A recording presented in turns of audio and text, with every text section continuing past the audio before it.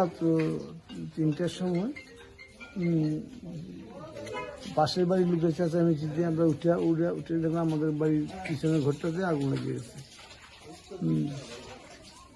আগুনটা কীভাবে লাগছে এটা খুব সম্ভবত কারেন্টের লাইনের শর্ট সার্কিট থেকে হয়তো হইতে পারে।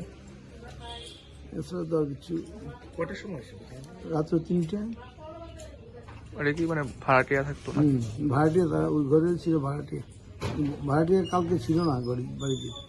কটা ঘর করছে? কিন্তু দুইটা ঘর, কিচেন সহ দুটা ঘর।